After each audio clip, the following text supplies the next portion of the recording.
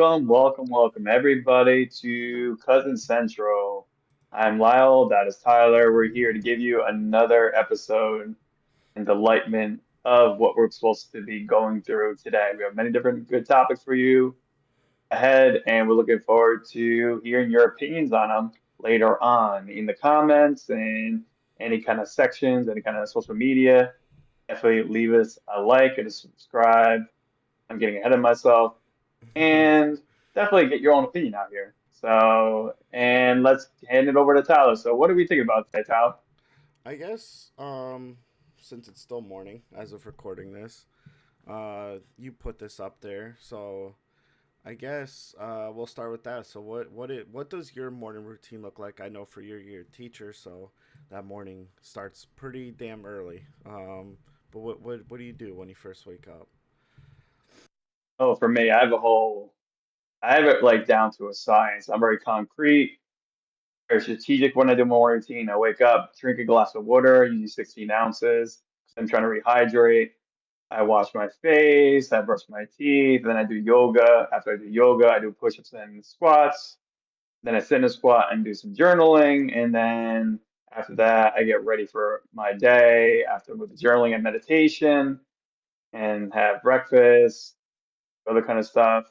Get ready, get changed, and go out. So I like the morning routine is the way to set your day up for success. So you're trying to make your mind and body getting ready for the day, so that you're energized and that you are focused. So I always prioritize the morning routine as sacred, the sacred time of the day. That I want to make sure that I'm getting certain things done so that I'm prepared to teach, go through my day, interact with people because you don't want to be in a bad mood or any kind of way to off balance you to get you the right state of mind is the best way to do it. So I always feel being simple, being simplistic, and always being consistent with any morning routine you have is very beneficial for not only your health, but also your mind and your body and your focus. So what's your morning routine look like, Ty? I won't say I have like a concrete type of schedule, but when I do get up, I try. I think one thing I try to do is not get to my phone right away. I think that's important for everyone to just take like a good 15 to 30 minutes and just do your thing without connecting to the rest of the world, just staying within yourself. So yeah, just brushing my teeth, going downstairs, getting a glass of water, like you said, or now I've been drinking tea. So sometimes that will come as well. Um, make some breakfast, eggs, bagel, whatever for that morning. And then, I'll eventually get to my phone and look at my emails and stuff. But also another thing I like to do, whether it's morning or night, depends like how I'm feeling, whatever. I do like to take a moment just to set my intentions out there. Um, Whether you call it pray, meditate, whatever you want to call it, I kind of just like to be in deep thought of what I would like to get done for that day, um, and kind of looking out for the people around me as well, and put something out there for them as well, that their day and their life is going well, um, and they're protected. So yeah, that's kind of like what my morning looks like. Yeah, what topic do you want to go for next, or do you have any more things that you do throughout the day, even, or? Yeah, right now, since I'm going through this elimination diet, so if you don't know what elimination diet is, you're eliminating all the sensitive foods within your system. So that's wheat, soy, eggs, milk, kind of like lactose, peanuts, any excess sugar like cane sugar, well, not cane sugar, but corn syrup and those like oils and stuff from your diet. And you're trying to journal them. So I've been doing that throughout the day too. I've been journaling how I feel after eating certain kind of foods. That's very beneficial because it makes me aware of what I eat and how I feel about what I eat. So I think sometimes we just eat and we're not really present with our food. We just react to it instead of like being proactive, like what is actually happening. So that's something I do throughout the day. Also, to me, I like writing, I like reflecting, I like thinking. So, like what you said, Ty, about being intentional. I think being intentional is very important for you to be present not only with yourself, but be present with other people. So, I think that's always a benefit part. So, I just want to add that little part there. It's definitely, what is your morning routine? You definitely say that down in the comment section. and we'd be able to see what your morning routine's like because we all benefit from each other, and we're all here as a community as we're working together to help us become better, more centralized, more focused into who we are. I think a topic that I'm very much interested in and talking about, since you like wrote it down, I think it's very interesting because we're noticing a lot of firing happening in the government officials, and we're noticing a lot of like almost deregulation happening. I'm seeing at this rate about Trump's speech at CPAC. So can you inform us a little bit about what's happening there? Sure. I feel like this was another one of those topics that kind of flew under the radar over the weekend. Again, like we said in previous episodes, like he throws so much stuff out there that a lot of stuff is missed, or there's certain things like this conference that isn't covered as widely as it should be. Um, with watching it and reading articles about it, he definitely set the tone that what he has been doing is successful. He's been successful and he's doing the right thing, and he thinks it's the most successful presidency, this early on in history. Um, but he didn't stop there. He wants to carry on harsher immigration, uh, his stance on that with the policies. So he wants to take over U.S. aid offices and put in more customs and border patrol agents and yeah. So I saw that's mainly in Washington D.C. though, that he wants to take over the U.S. aid offices there. But yeah, as far as the firing, so let's see here. We got a list of people he fired. So he fired the chairman of Joint Chiefs of Staff, Air Force General, and five other admirals and generals. So he would replace the Air Force General with someone who's retired, which has never been done before.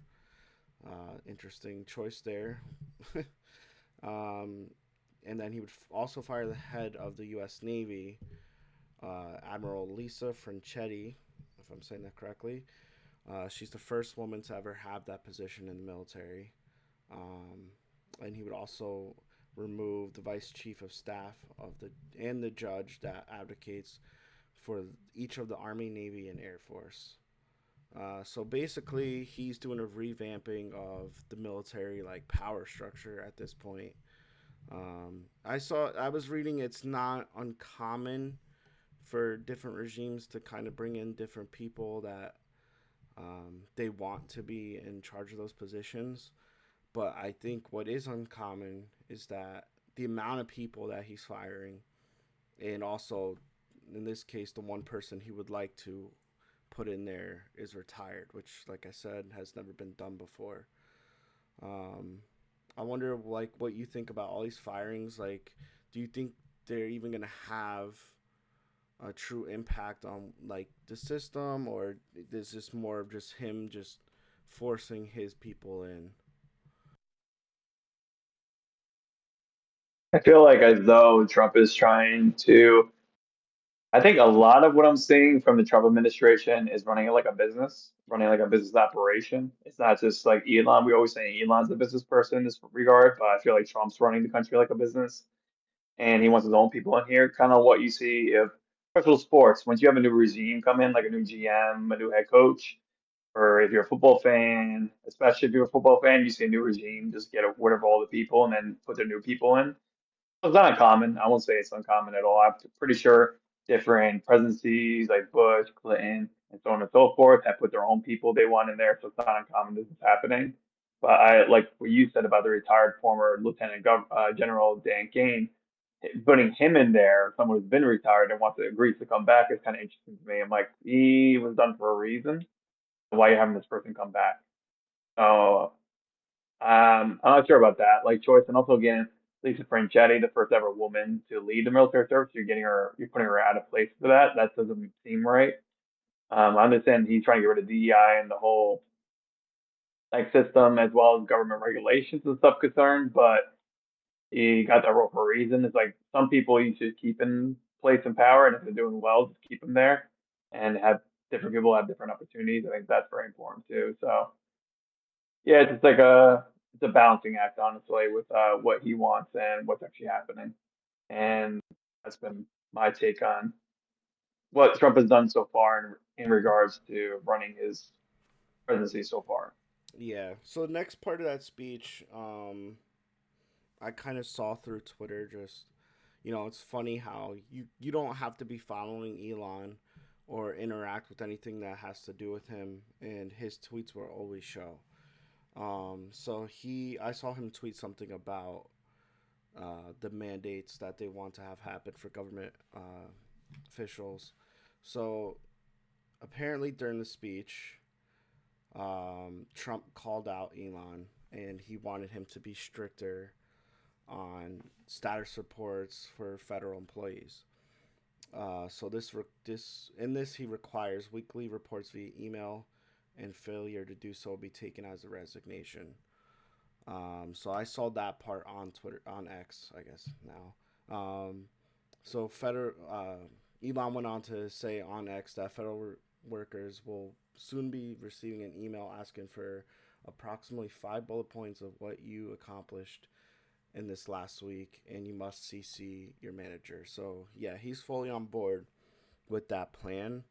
Um, I don't see that as such a bad thing.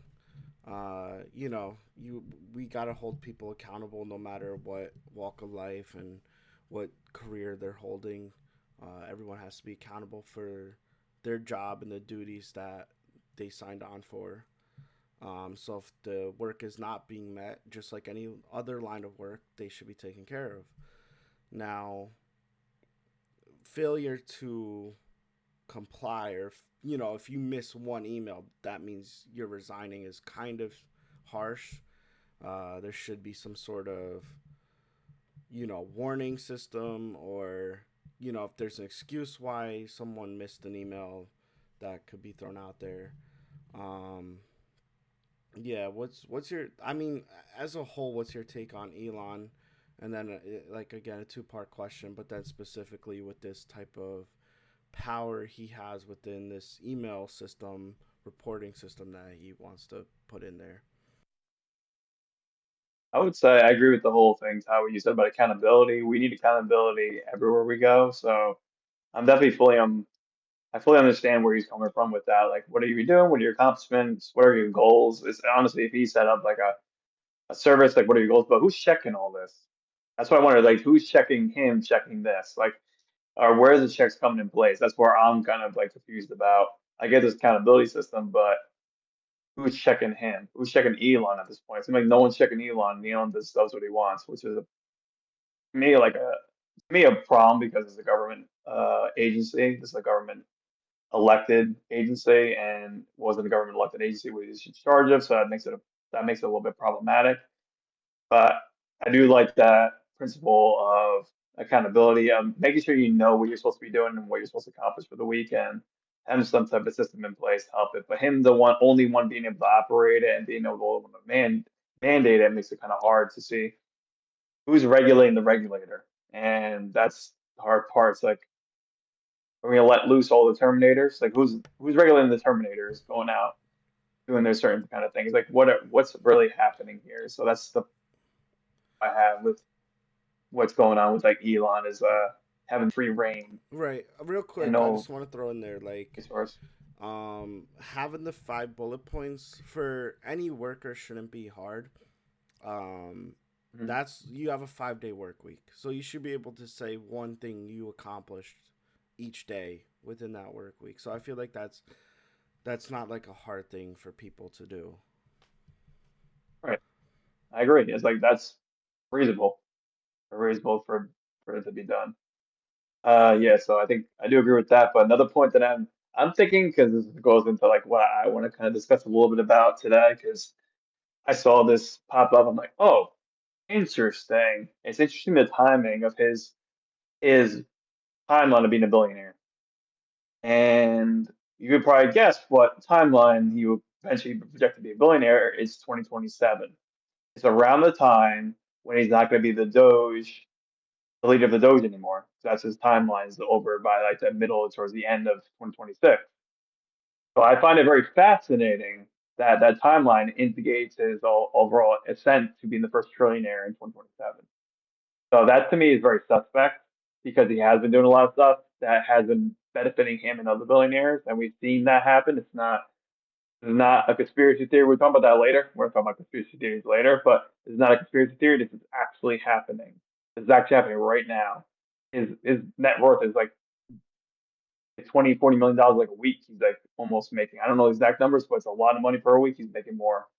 We're noticing that trend. What do you think about that, Ty? About you seeing the ascent of billionaires like Musk making more money now? Yeah, I was just looking up while you were saying that because I remember seeing that he was making like a crazy amount of money just per day while running this type of group. So one thing, I think it was some sort of trial here, but yeah, the answer is $8 million per day. He's making $8 million per day running Doge. Yeah, so if you do the math, by that time point, he would be a trillionaire, considering not just Doge but also Tesla and all the things he owns and his investments and whatnot. Um, yeah, it's crazy that he'd be making that much money per day. I don't believe anyone in the government or anyone that's an elected official makes that type of money per day. I know most of them do shady stuff, but I don't think it reaches that point. Um, yeah. What do you think about that benchmark? 8 million per day. That could feed families. That could provide housing. That could provide medical care for people that really need it. That could provide education as well as opportunities for low and disenfranchised people. That could provide support for a lot of these farmers that are going out of work and that need extra resources and projects to supply these veterans that need this care and need this housing, need this assistance. This is what this means to me. This is what it could be done for. This is what it could be used for, and this is what a plan in mind could benefit. He could change lives positively in a lot of people, and especially a lot of people in this country dramatically. The country's making a lot of money off of. Benefit, he could help with others and benefit for them. So I feel like it could be a positive thing. He's using it, but he's not, and that's the problem that I'm seeing, unfortunately, with a lot of with some people that make this much money. So what is your take on that, or about what Yeah, this money could be used for? it definitely, like you said, could be used for good. It's just also another thought I had was, where's the money coming from? So if all the is it coming from all of these programs that they're supposedly cutting from, and you're now just allocating that money to him or other, you know, elected officials or not elected officials in Elon's case. Where is that money going? Because all so far all we've seen is it's going in his pocket. Um, yeah, it just doesn't. The whole Elon thing with him having a role just doesn't seem right in a way. Like it just seems something's off, and it just gets more and more apparent as more news comes out. Um, but there was more news about the Ukraine stuff right after we recorded on Wednesday last week. Um, Trump and Zelenskyy started trading jabs, which is, before we even get into what they said, is interesting to me because you're in the middle of trying to end a war and you're focused on name calling and trade, like I said, trading jabs when we should be focusing on peace and how do we get there. It's just a bad look for both presidents at this point. Um, I'm not really sure who started it. The articles I was reading tend to say it may have been Trump, and then Zelensky responded. So I guess it was during a speech and also over X. I know he did some things over X. Um, So Trump called Zelenskyy a dictator without elections due to the delay of Ukraine elections because of the invasion and the implementation of martial law. So weird thing to call him out for when that's normal procedure. I feel like. He also called him a modestly successful comedian who talked the U.S. into spending $350 billion to go into a war that he couldn't win. Um, and he also said that it never had to start, but a war without him in the U.S. will never be able to settle. So basically, he's trying to say, I'm the ruler here, I'm the king.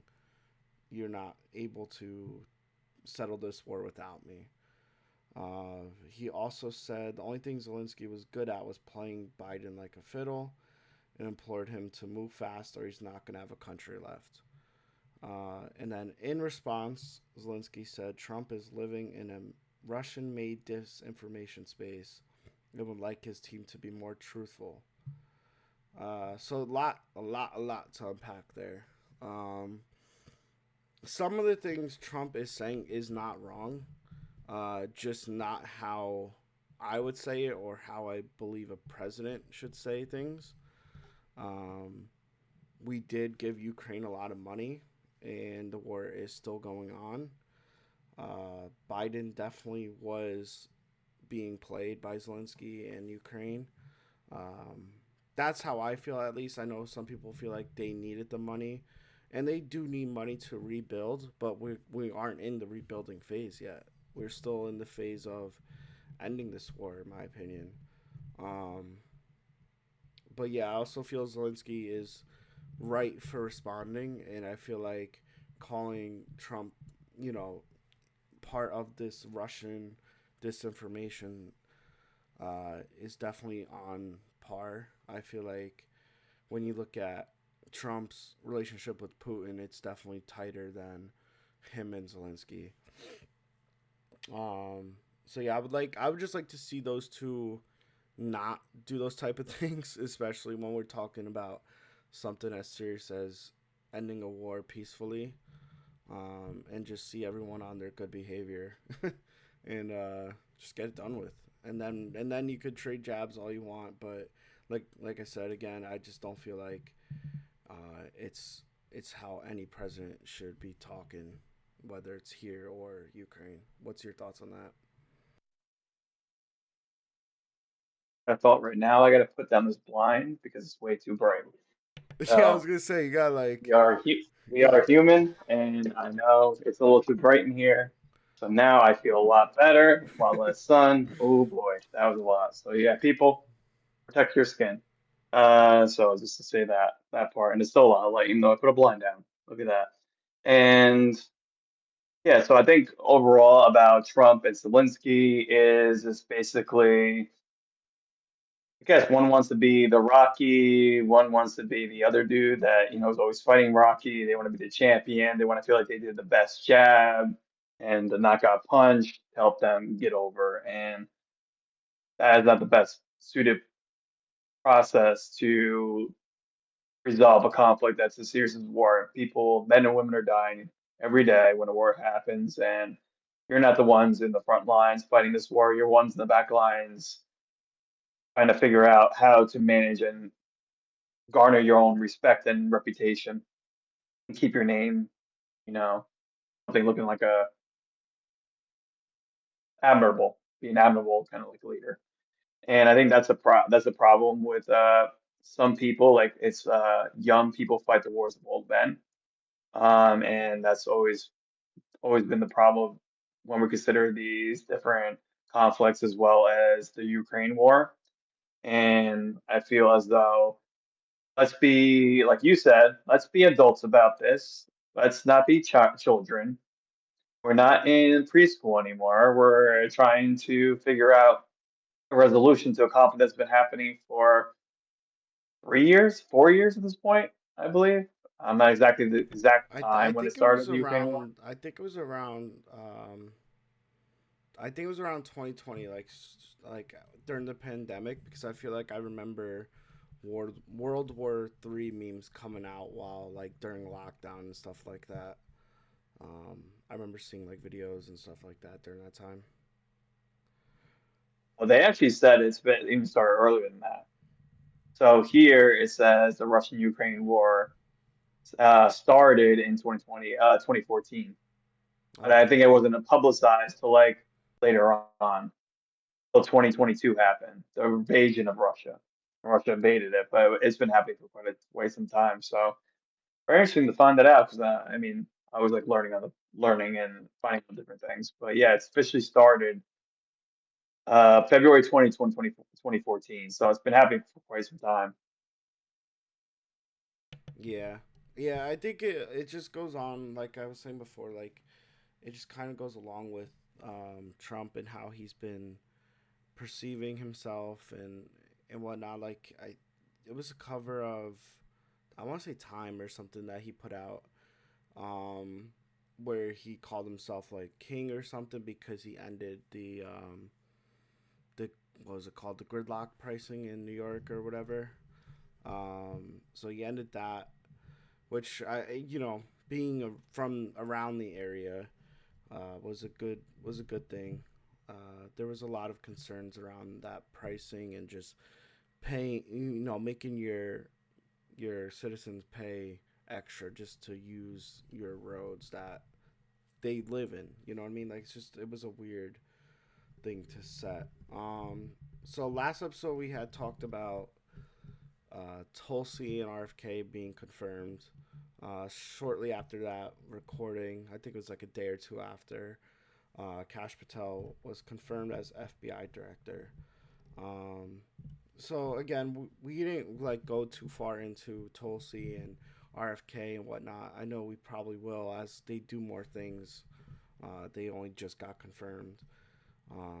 But one thing I would like to speak on as far as Cash is I'm interested in the declassification of certain files.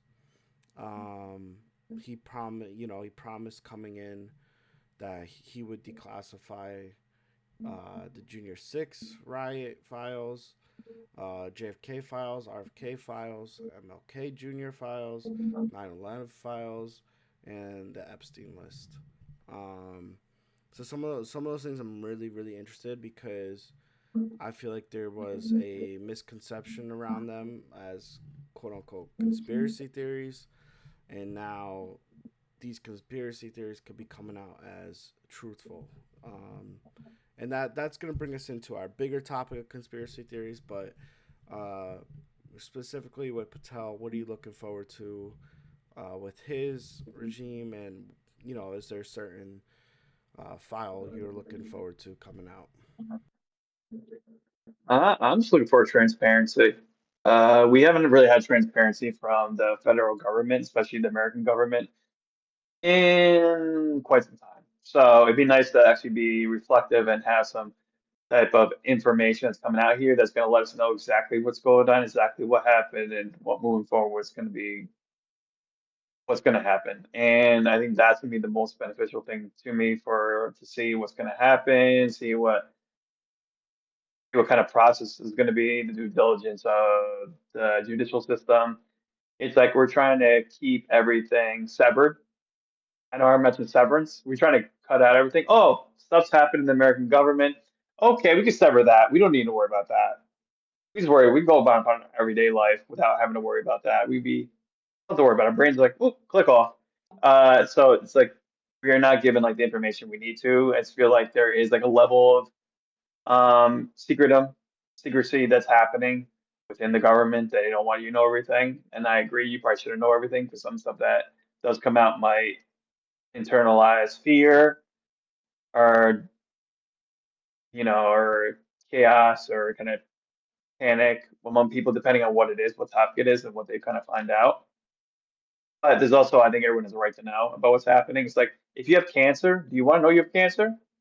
Or do you just want to just figure you don't have cancer, but when it gets too bad, we're going to tell you you have cancer. It's like, does this make sense? Should we actually tell you what you should do about your health? Probably not. So I think it's better to inform people. So I'm looking for transparency more so than any kind of files or any kind of documents. So what are you more looking forward to with Kash Patel and how he's going to be able to run the FBI and what he's going to be able to uncover moving forwards. Yeah, I hope, like you said, the transparency part comes through. I mean, if he's willing to declassify some of those files that are so polarizing, maybe we get the truth up front instead of declassifying file or classifying files for X amount of years until everyone involved has passed away. I know that's a thing with JFK files is that they were supposed to stay classified until everyone involved was, no longer with us. But he's basically saying screw that. As far as I know, there's still one, maybe more, but I heard one person involved that's still alive that has to do with the JFK assassination. Um, yeah, I just think it's interesting, and I just want to give everyone a little history lesson on my history of why I'm interested in some of these conspiracy theories. So I had a teacher in high school. I believe it was my junior year, um, who challenged us to think critically, and he gave each of us uh, some sort of historic landmark, some sort of historic event that we had to bring a different idea to, and not just what we were taught. So he wanted us to do our own research and look into that. So for me, he gave me the Cuban Missile Crisis with JFK. So it got interesting. Like and the more I dug in, I was like, oh, okay, everything's connecting. So a little history lesson about the Cuban Missile Crisis. During that time, U.S. wanted to go to war with Cuba to overthrow Fidel, um, and the way that they were setting it up was that they would have explosions go off in different parts of America as a way to respond to Cuba. So they had Cuba set up missiles pointing at America, and these random explosions go off, and then say, "Hey, it was Cuba. Let's go to war." Um, for my research, JFK did not want to go along with that plan. He did not want to have to kill innocent Americans, and what happened after that, we all saw. We all saw him brutally murdered in daylight. So I feel like that's where it started for me. Other people got like Watergate and stuff like that, but it was an interesting thing to think critically. So it just brought me to a larger picture of quote unquote conspiracy theories and how we shouldn't just take what is put out there as gospel. And if it is true, and most of the time it is true, that's fine. You know what I mean? Like, it doesn't hurt to still look at other things and see if there is loopholes and whatnot. Because a lot of things they say is too crazy to be true can be true. Um, for me, there is a limit. I think when you start hitting flat Earth and like 5G and some of the things that don't have science behind it or don't have factual evidence behind it, that's where I kind of depart. But I'm always willing to listen. That's the thing. And I think everyone should be like that. I think everyone should have an open mind and be willing to listen. And yeah, if you still don't agree after listening, that's your prerogative. You don't have to agree with anyone. But at least be open minded to hear other people's perspectives.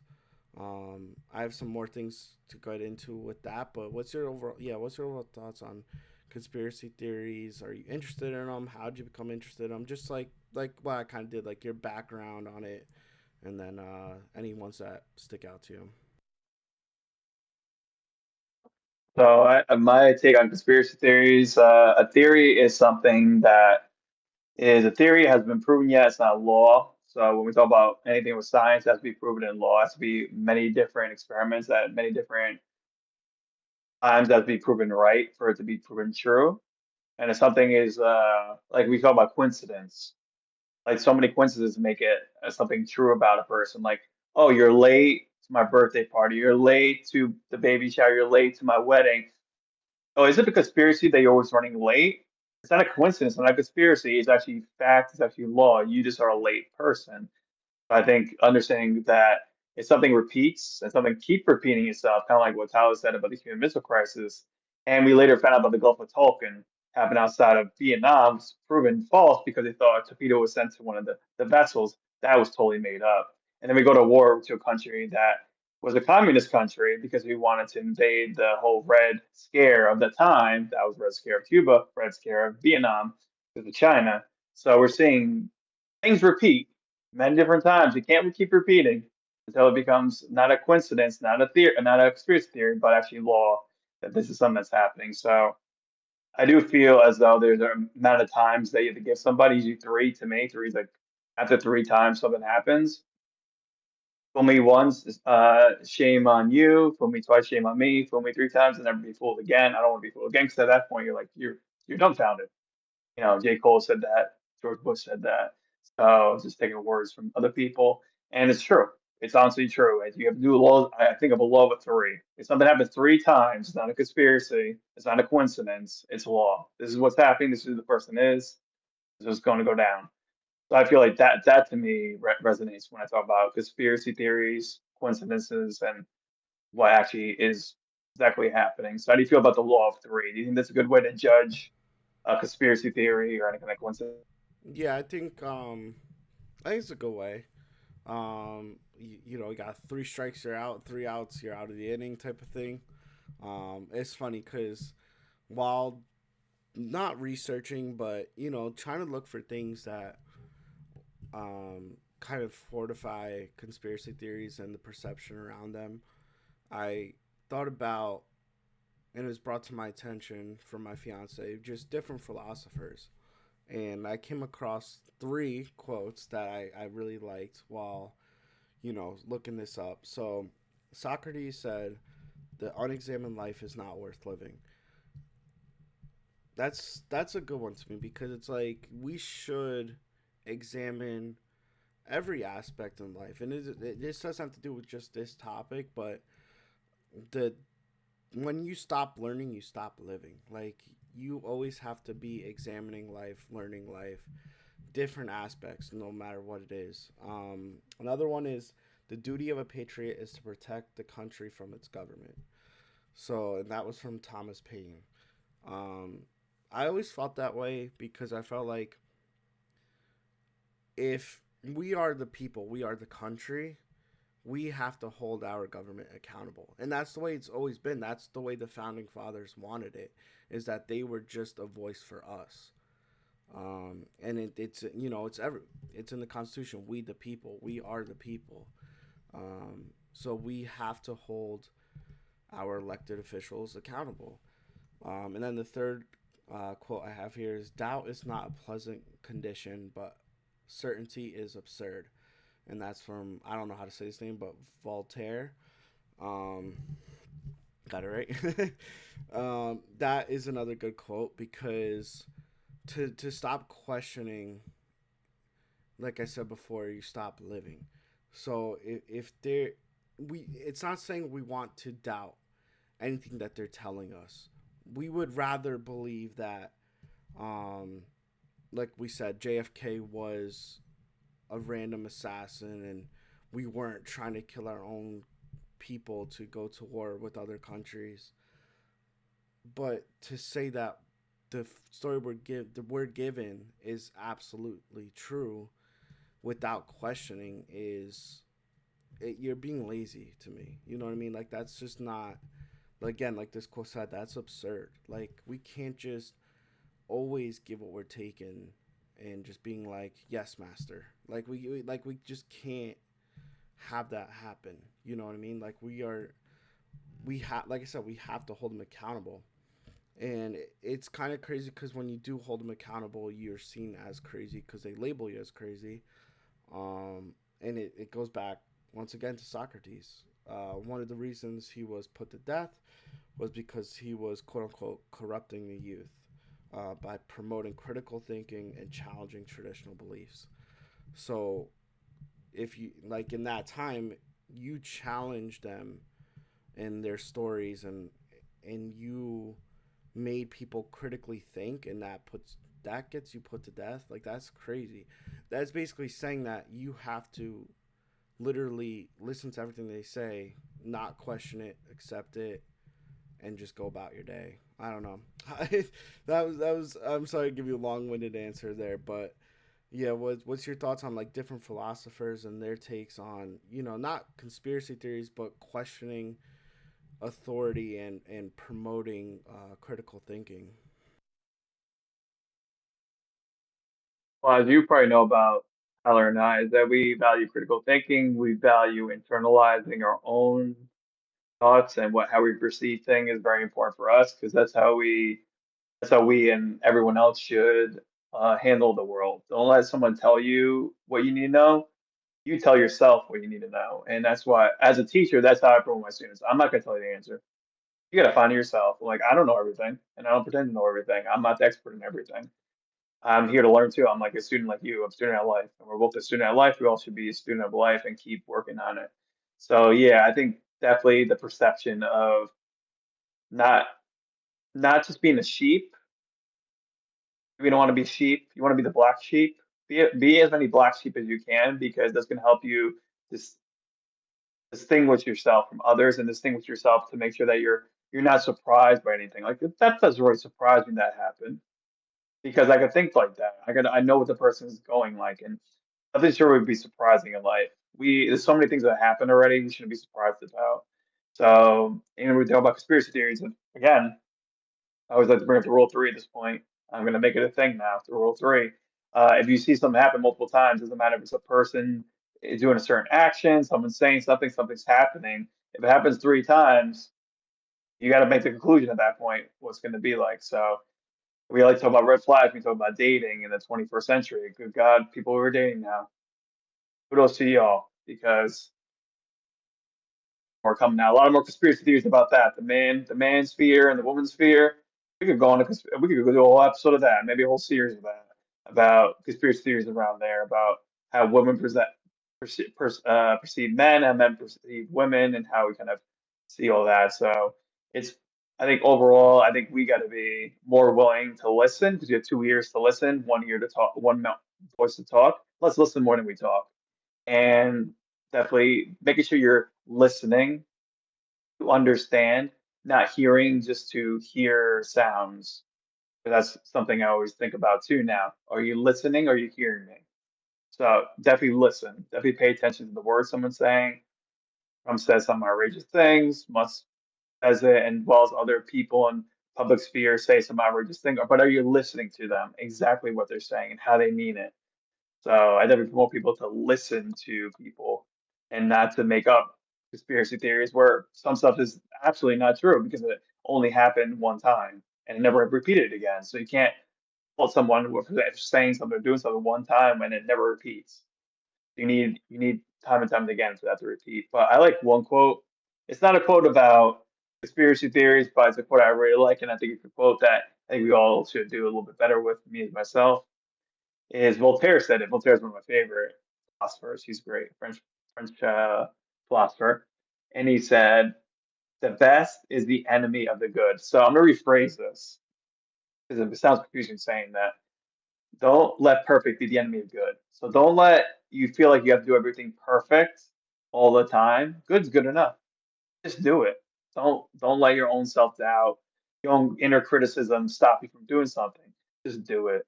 And if it turns out to be, a sloppy dot in a portrait you're trying to make, let it be the sloppy dot in a portrait you're trying to make. Keep doing that, and eventually it's going to be a beautiful Van Gogh, a beautiful Mona Lisa, something you're going to be proud about. So that's something that I learned about yesterday when I was doing mug making with my girlfriend Erica is that I'm trying to make it look right. I want the handle to look good. I want the designs to look good, but it doesn't have to be good. Even our instructor, I forgot his name, really nice, very calming guy who's going to school. He's like 25, going to school for ceramics, and he's like, don't let nothing's perfect in life. Nothing's perfect. Just let it be good. Let it be good. And that was important. I think that was important for us to all realize. Like, don't Don't let what we say influence you, and also don't let what you think influence you all the time. Try to even step back from your own thoughts and like, wait, am I getting a little carried away? You might be. So that's something to think about. So what does that mean to you? I like that quote a lot. That's one of my favorite quotes. Don't let perfect be the enemy of good. What does that mean to you, Ty? Yeah, that's a good quote to bring up. It's funny because my fiance Haiti is like the most A type personality person I know.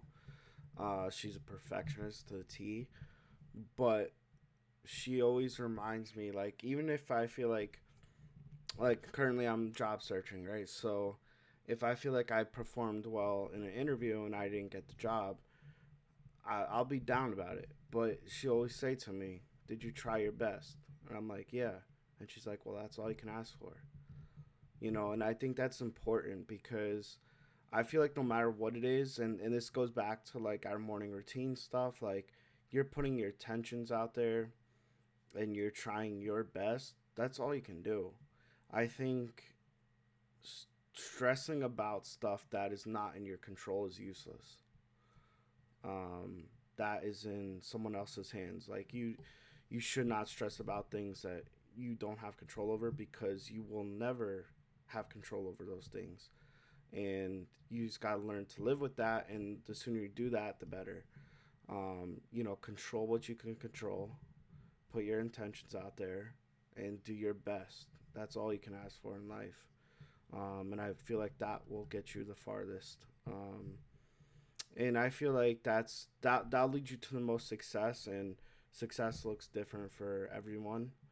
Um, but for me, it's again putting my intentions out there, living a happy life, and making the people around me happy. It has nothing to do with money or career status or anything like that. It has to do with relationships and doing your best in life. So yeah, that's kind of how I feel about it. It was funny you did bring that up because I was gonna say something along those lines, and it's always something she tells me and something I have to remind her about because, like I said, she is a perfectionist. So whether it's her artwork, her cookies that she does, I always have to remind her the same thing. But yeah, it's just funny. Um, do you have any more thoughts on that whole topic, or you want to get into something else? Yeah, we could go into we like to do this last part and make it more fun, make it more interesting. I want to talk about this topic before we talk about some other topics, but outdated policies. So we're talking about a few outdated policies of what should like change. Like we noticed that the Yankees are loosening up the whole facial hair stance, as well as another outdated policy that I don't like. And this, we could talk about other outdated policies that come to mind in Utah as well. Daylight savings time. I feel like there's a lot of policies out here that are old. They are not meant for current society where we're currently living, and I feel as though they should go. And this is where we need change happening. This is where we need some stuff to mold into something new and something different and to bring in a new wave of the 21st century. I feel like we're still outdated sometimes. So how do you feel about outdated policies? We can talk about the Yankees, facial hair stance at daylight savings time, but you may mention any other ones that come to mind too. The only one I thought of when you mentioned it was maybe the Second Amendment. I feel like the right to bear arms is definitely not outdated, but it has to be reworked in my mind. I feel like applicants should have to go through some sort of like psych eval, just something that leads to less gun violence. My stance has always been even if you outlawed the Second Amendment, people will always find ways to get their hands on weapons. I feel like for the most part, when it comes to shootings, mass shootings, school shootings, stuff like that, um, the people that are acting these out with that weapon, most of the time it's not even theirs, right? So it's either an illegal gun or they got it from their parents. It just it for me getting rid of that amendment won't solve the problem. Um, but there's ways to rework it. As far as your one goes, I guess we'll stick more with like the politics before we get into the sports one. Daylight savings time, I heard is supposed to be. I think it's one of the Trump things that he wants done. I guess I don't know like how I feel about it. I guess it would make it easier across the board. But I guess it would also make it harder for people that work within certain hours, like bank hours and stock, the market hours and stuff. It would definitely change some people's schedule because I think the time they would go with is with Eastern time. So then that you're asking people to rework their whole schedule around. I think it would be a weird adjustment. But yeah, what's your thoughts on those two specifically that I spoke about, and then we'll get into the Yankees stuff. Yeah, I think the Second Amendment does have to be reworked, and it does have to have new language in it. And I feel like other ones need new language, like the other amendments we probably should look at to reword them into the 21st century kind of way of like looking at policies with free speech is another one because it doesn't talk about the whole internet and free speech. So that's a whole another bag of worms that we could talk about, like the whole episode about, because right there is something that very interests me about the First Amendment about freedom of speech and freedom of press. So that one is also another one. So Ty, can you correct me on that if I'm wrong? What was the last part? Sorry, I think you cut out. About okay, I just looked it up right now. About freedom of speech, freedom of press is the First Amendment. So Yeah, I just want to yep. make sure I'm That's the talking first one. factually. Yep. That to me is outdated too. I figure like that's outdated. I feel like a lot of the amendments in the Constitution are outdated. They need a kind of reworking of words, and it's not again outdated policy. The Constitution was made in 1763, I believe. It was made a couple of years before the actual signing of it. It was made. It was determined a long time before. If I'm wrong, I'm wrong. If I'm wrong about the date, I'm wrong about the date. I know So we became a country in what 1776. So I don't know. We'll yeah, see. yeah, it was like 1770 something. It happened sometime. I know they were thinking about it for quite a while, so I don't know the So exact apparently date. it It was might be 1787. September 17th, 1787. okay. So it's then. So well, let's put the years together here.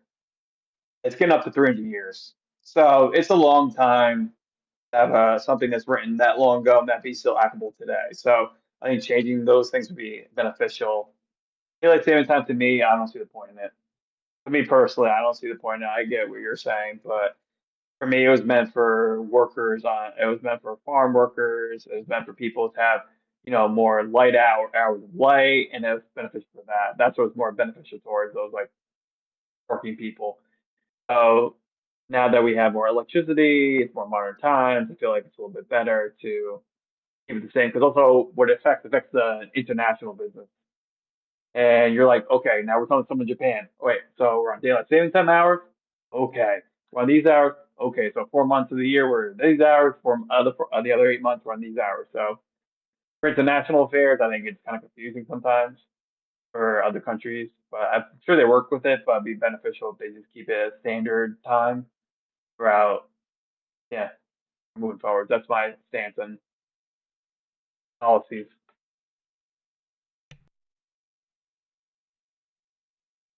That leads us into the Yankees stuff. We are Yankees fans here. Sorry to anyone else, but we have 27 championships and you don't. So they loosened their stance on facial hair. Before, you could only have a well groomed mustache, but now they're saying you could go with a full beard as long as it is clearly kept. More like Lyle's and less like mine. um, Man, when I first saw it, I was like, okay.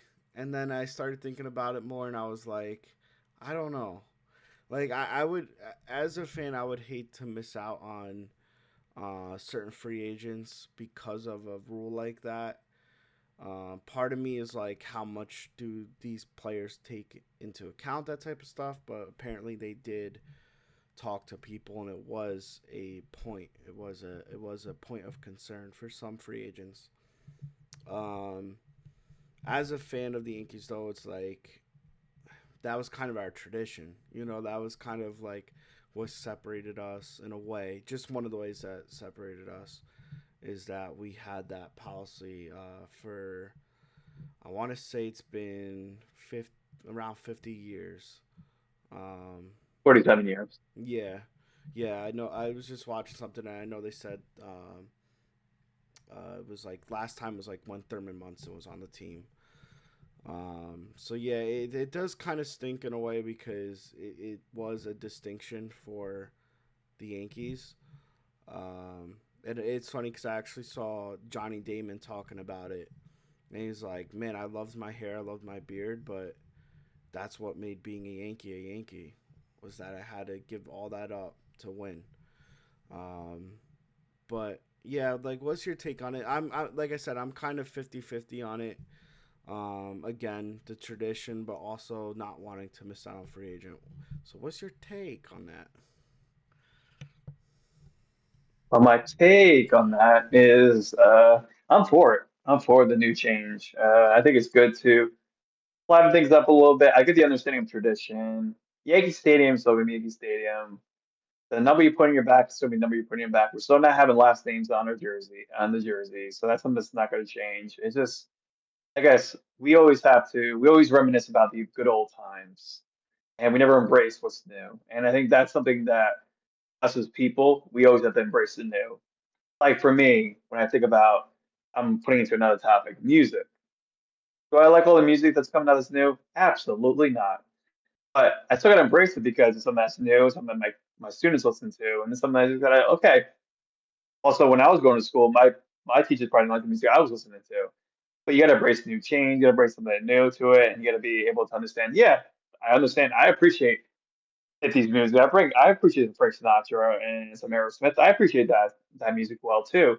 But also appreciate the new music and what's going to happen. So you definitely have to have a balance between tradition and what's happening now. So I think that's something we have to always have to do. Our brains are always very um dissident, and we always have that bias in our brains that like everything that we're learned about when we were growing up is right and everything else is wrong. So it's good to change it up a little bit, and I feel like being more that critical mind, free thinking is good. But nothing wrong with tradition either. I love tradition. Uh, and tradition should never go away. I think some traditional values that we should always have: loving family, being close to friends, prioritizing your health. Vacationing, I think, should be tradition for everybody. Definitely being active, eating really good, delicious food. Those things, I think, are traditional values that never go away. And I think that's the beauty of it. Like holidays or tradition, they're never going to go away. So it's certain things, but it might change how it looks. So that's how my take on it is. I just made it more of a global take than just Yankees take, but that's how I see it. Yeah, yeah. I think it's like, I also saw that beforehand. We didn't have that policy, so the days where we had Garrick and Ruth and Mantle, so on and so forth, that it wasn't a policy. So I guess it was a newly implemented policy. Um, but yeah, my concern really isn't with that. My concern is signing a damn third baseman and actually spending some money like you're the freaking Yankees. But we have Hal Steinbrenner instead of George Steinbrenner. So I guess that tends to be the problem more in itself. Um, moving on. So I do have one musical recommendation this week. Nothing crazy has come out, but I am gonna recommend everyone go listen to J. Cole's new single he put out. It was just an off the cuff single, nothing that's going towards his album or anything like that. It is called Clouds. It's on Spotify and other services, but it is some crazy, crazy lyrical rapping. Um, I thought about this in the shower last night. That J. Cole, modern in modern times, J. Cole is as lyrically gifted as Eminem. And I think people will perceive that wrong. It's not about what they say or the topics they're talking about. It's the wordplay. It's the masterfulness of the schemes and the rhymes that he has in there and the messaging. Um, a lot of people want to discredit him since the Kendrick Drake beef because he bowed out of it. Um, but that was something that he saw as, and he was right, that it was going to get very, very, very personal. And he thought it was just going to be a sport. And once he saw where it was going, he said, I'm out. I made the wrong decision. It takes a man to do that for me. He got on stage and said, that was the corniest thing I've ever done. Because he did record a Kendrick diss track and he did put it out there, but he later deleted it. Um, it was a good track at that, but yeah, he later deleted it and took it back and was like, was after sitting on it, my heart decided, not to do that, and I didn't want to be a part of it. And it's two of my friends going at it, and I just don't want to be in the middle of it. And I applaud him for that. And he's always been, for me, J. Cole's kind of always been in his own lane. He's never worried about the other top rappers in the game. He's always stayed in his lane and done his thing and let the work speak for itself, let the fans speak for themselves, and not concern himself with other people's opinions. Um, I've always admired him for that. And like I said, I just feel like in modern times, he is the best lyrical rapper. Um, Again, people could debate that. That's fine. Music is subjective, so everyone's got a different opinion. Um, but yeah, I guess. Well, do you have any musical recommendations for me or your thoughts on J. Cole? I don't know if you're, too versed in rap these days, but yeah, just your overall thoughts on that. No really musical recommendations, but I can speak on J. Cole from my own personal experience. Like everything we talk about with music, movies, TV shows, sports, anything is about, you're going to be biased. We're even biased when we talk about politics. We like to be unbiased, but we're going to be biased, just the way we are. But me and Ty are trying our best to be clear cut and down the middle as we possibly can. And I think that's admirable. For J. Cole, for me, I really like J. Cole. I personally respect the guy. The guy came from nothing to something. He stayed true to who he was. He never let anybody tell him otherwise. He definitely he made enemies for the right reasons, not the wrong reasons, because he stayed true to his music. He didn't want to change it, and I feel like that's something that's you know backable. And Forest Hills Drive is one of the best albums of all time.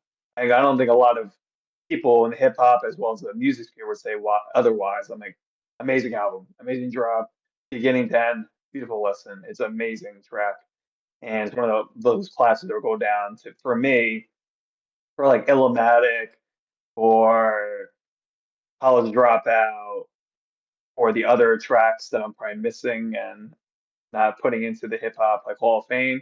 It's up there with it. It's up there with that for especially for me as well as someone who's a fan of hip hop. Maybe not as recently anymore, but I sort of really like J. Cole and how he kind of handled himself. He handled himself like a man, not a child. He's a man. I feel like a lot of these artists now are children. I'll say Kendrick and to me and Drake are acting like children. And that's some people might think of it differently, but I think of it like that.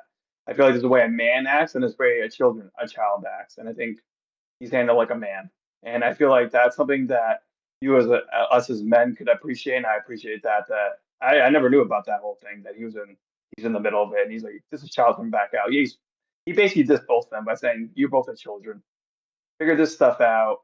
Let's come to a realization. Let's be done with this. I know there's other stuff underlying in this whole conflict, but at the end of the day, we're here. We're both here to make music. We're both here to make people want to listen to our message and what we're trying to say. So, that whole divisive nature is not going to serve anybody. And that's something we don't need in the world today. There's too much divisiveness. We don't need that anymore. And yeah, we're getting too distracted by we're getting away from the message and getting too into the struggles of different people. So I applaud J. Cole for what you said, Tax. I didn't know that, but just knowing who he is and what he stands for, he's a great person, and I value that.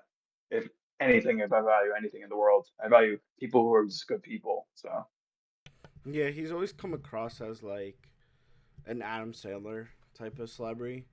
You'll see him. He still bikes around New York City. You'll see him on his bike around New York City. Doesn't wear anything flashy. Doesn't You don't see him in any flashy cars or anything like that. Hell, I've never even seen a picture of his wife or his kids. Just a very private guy, um, who just is a family man and does, like in my mind, does the right thing and lives the right way. Forest Hills Drive is a classic album. Went diamond without any features, so that's a crazy stat in itself. Um, yeah, and like you said, like he saw where it's going. He was in between, in his mind, two brothers. Like he's close with Kendrick and Drake, and he saw what's happening. Cole has always been down for the sport of rapping, and if anybody wants to battle in that sport, he's down to go. But he's never been down to go disrespectful and personal, and that's where it went. You saw, we obviously all have seen and heard the allegations thrown back and forth, pedophile, wife beater, all of that stuff, and he's like, "Whoa, that's not what I'm in this for." You know what I mean? Um, he's been in little spats here and there. Even when he dissed Little Pump, it was more about get your life together, start making better decisions because I know where your life is going to go if you keep on doing what you're doing.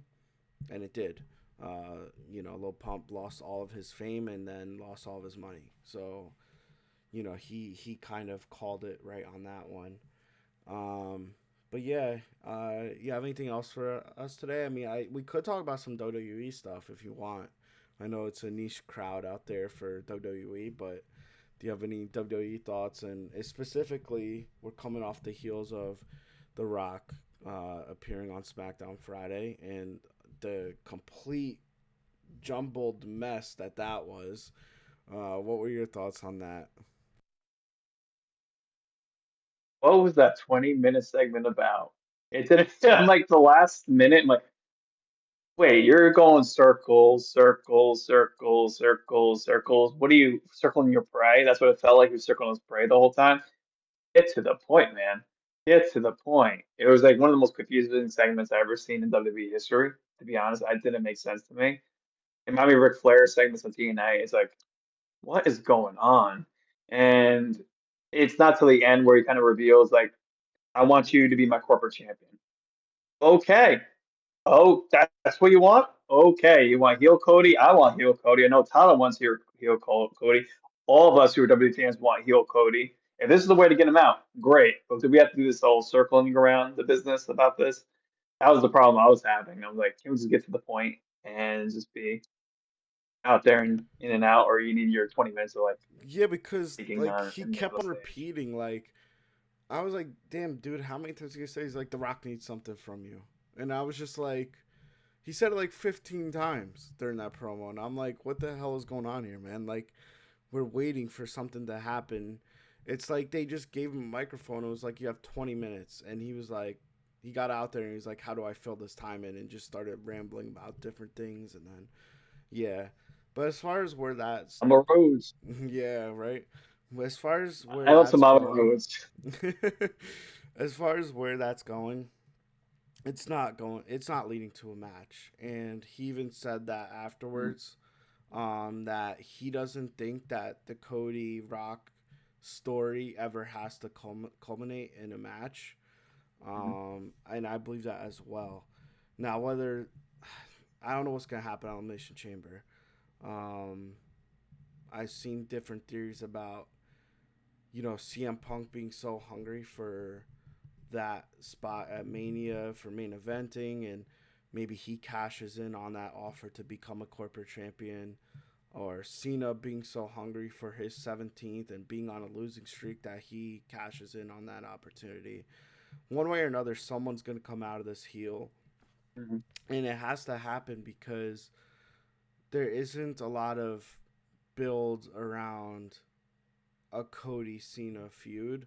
They really don't have history, so what's the story there? Just that Cena's going for 17. Um, but yeah, I feel like with wrestling, everything has to be story driven. So this definitely gives it that story. Um, Now where it's going, I don't know. This is literally one of the most unpredictable uh, events and feuds going on in all of wrestling. I don't even know that Triple H and other writers know where this is going at this point, because it seems like it was just dropped on their lap all of a sudden. But yeah, I'll be interested to see what happens at Elimination Chamber. That actually happens on Saturday. So yeah, I'm looking forward to that. We can get into predictions with that. Let's see what the card is looking like these days. Let's Um, do it. Go for it. I know we obviously have the two Elimination Chamber matches between the men and the women.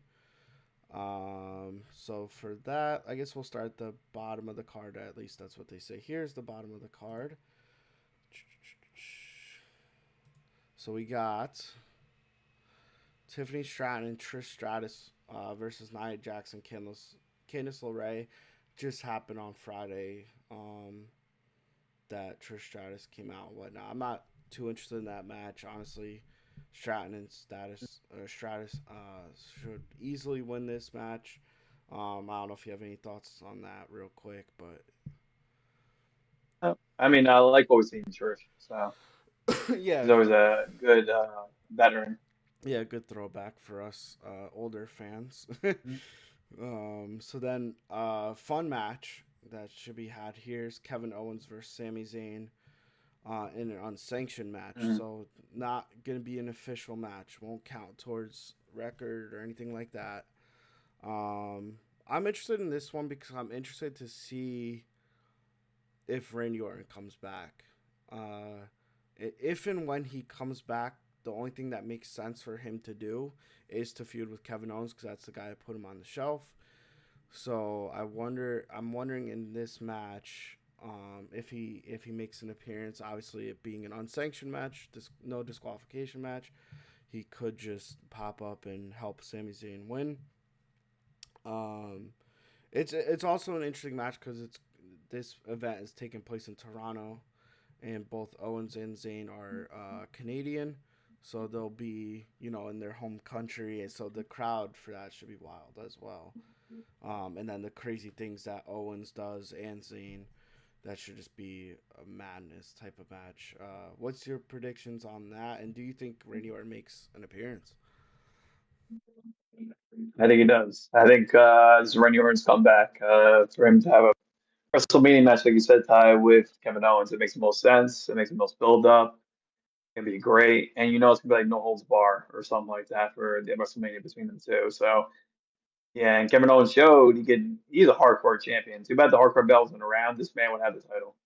'Cause he has it. He has that inability when it comes to these kind of matches. He just throws his body out there for these type of matches. Like he just throws all caution to the wind. So then we get the women's chamber match. We get Liv Morgan, Alexa Bliss, Bianca Belair, Bailey, Naomi, and Roxanne Perez. I feel like this should be a fun match. I'm kind of torn in between who's going to win. I'm in between Liv Morgan and Bianca Belair. I feel like in some way Io Sky is going to be a part of the WrestleMania match with Rhea Ripley, because of how that went with her kind of inadvertently screwing EO over. I feel like she's gonna pay her back and give her a shot at the title. Mhm. But as far as the who wins that match, I mean, Liv Morgan and Rhea Ripley never seem to be over, so that seems to be an option. And then Bianca Belair for me would make the best match, um, but she Yeah, but she would have to somehow drop the tag team title before then. Um, so yeah. I don't know. I'm in between those two. Who do you think's coming out for that? I think those are good, both good takes. Me personally, I know you were a little bummed and I was a little bummed. AJ Lee didn't come back during Royal Rumble. That's what I was waiting for. I think everybody, I think the whole arena was ready to erupt for it. To me, she's one of the best divas ever.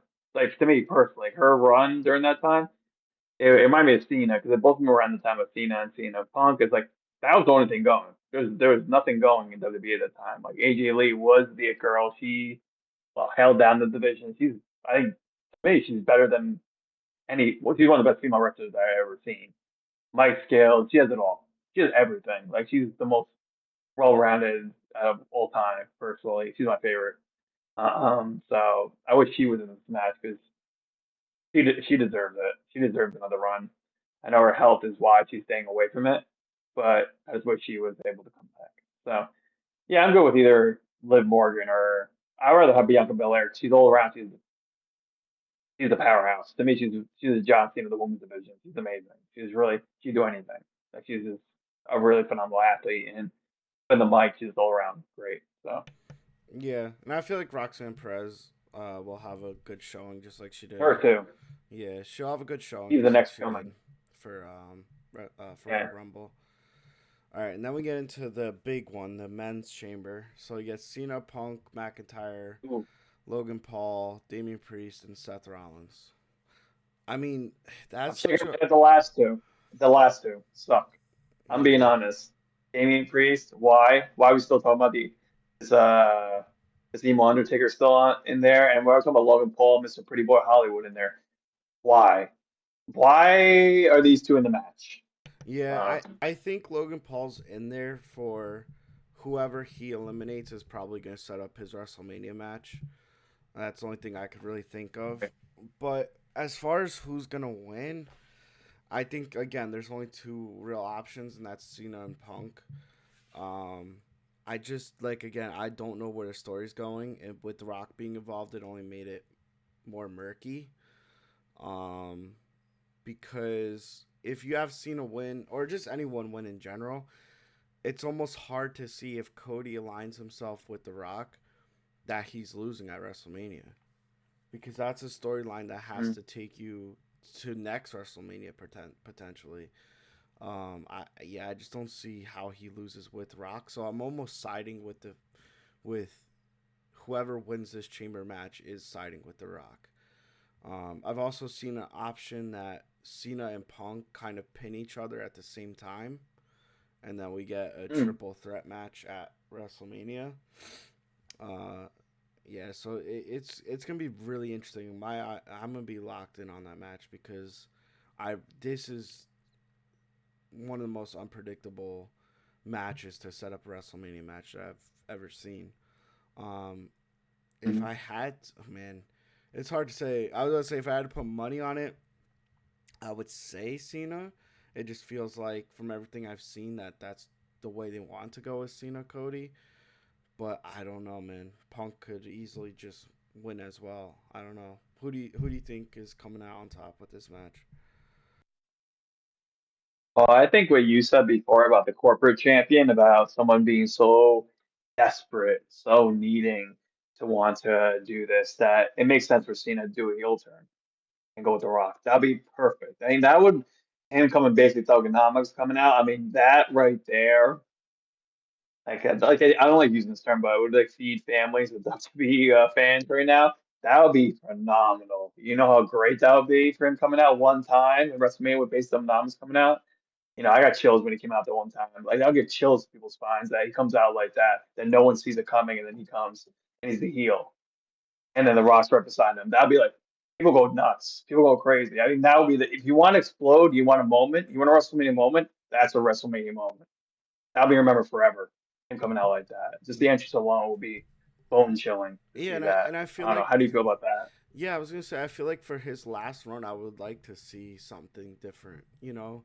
As much Yeah, as it G. cool that this is my last run, hoopla type of stuff. Like I would like to actually see some sort of character other than this is my last run type of character. So I feel like him turning heel as his last act when he hasn't been a heel since like freaking 2003, whatever it was when he first came in. Um, that would be so cool to see. And it's funny because he kind of dropped hints about it in the Hmm. press conference for Royal Rumble afterwards when he just declared himself eligible for the chamber match without having to qualify and everyone else had to Hmm. qualify.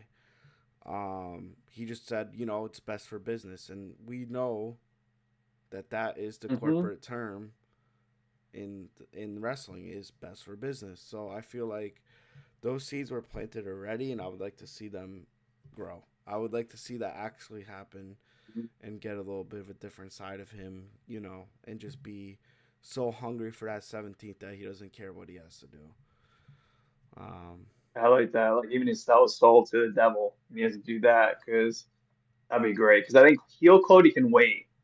Heel Cody can wait till next WrestleMania to come out. I think heel seen as what the fans and what we all want to say yeah, happen. Because that's something I expect. Something we never thought would happen again, and it does. yeah, yeah. It's gonna be a fun card. I can't wait to watch it. But yeah, I guess that does it for us today. Nothing else really Yeah. on the agenda. But for you guys on your agenda is to follow us, subscribe to us, hit that bell for notifications for when we drop our videos. We are thinking about going live here and there just to test that out and just, get some live feedback and discuss with you guys. Like the video. Again, follow us on all things Twitter. We don't have a Twitter actually. Sorry. TikTok and Instagram, and we're also on Spotify. If you're not listening to us on that, we have been posting on that as well. So thank you guys so much for listening and watching, and we'll catch you in the next one.